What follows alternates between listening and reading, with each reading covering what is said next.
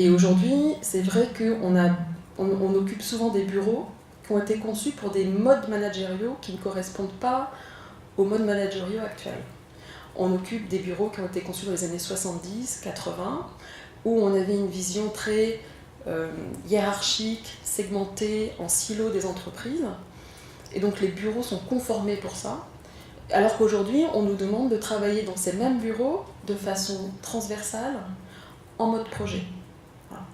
Et donc toutes les entreprises n'ont pas la chance de pouvoir s'offrir des services d'architectes ingénieux. Et donc c'est important de commencer à réfléchir à des contre-mesures simples pour permettre de régénérer une dynamique propice à ces modes de travail contemporains. Et donc l'expérience esthétique est une façon de partager en fait une expérience commune. Parce que ce qui est intéressant dans la beauté, c'est qu'à la fois elle est paradoxale. La beauté, c'est à la fois quelque chose dont tout le monde peut parler, c'est très commun, on est tous capables d'exprimer une expérience de la beauté, que ce soit une musique, que ce soit une couleur, que ce soit une forme, on sait tout ce que c'est. Et en même temps, c'est singulier.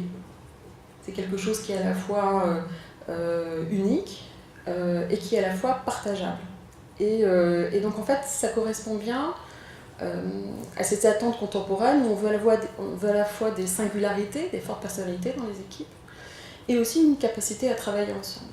Donc l'expérience esthétique, elle joue bien sur la notion et du singulier et du commun, du partagé. Et comme donc elle est paradoxale, elle est vaste, elle permet aussi de rouvrir une porte vers des émotions, des sensations qui avaient été évacuées, des visions un peu très rationalistes, très, j'allais dire, le complexe militarisé des entreprises qu'on a vécu depuis la fin de la Seconde Guerre mondiale. Voilà, donc aujourd'hui on a des besoins qui sont tout à fait autres. Alors, la beauté au travail, ce qui était intéressant, c'est que ça a mis le focus sur des façons de travailler que certaines professions ont toujours eues. C'est-à-dire si vous commencez à regarder comment des collectifs d'artistes fonctionnent, comment des collectifs d'architectes fonctionnent, comment dans des industries créatives les gens sont en mode projet, en fait aujourd'hui ça devient très inspirant pour beaucoup de protocoles d'entreprise. Et alors pourquoi les industries créatives sont à ce point-là des modèles d'inspiration ? Ma perception, c'est que les industries créatives sont dans des environnements ultra compétitifs, entre autres par exemple les artistes.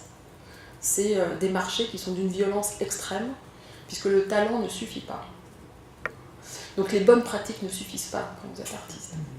Et les entreprises qui sont aujourd'hui dans des environnements ultra durs, ultra compétitifs, avec une crise qui n'est plus une crise, mais qui est une pérennité de crise, elles sont aussi dans cet environnement d'incertitude extrêmement forte. Et je dirais le modèle économique de l'artiste, c'est l'incertitude.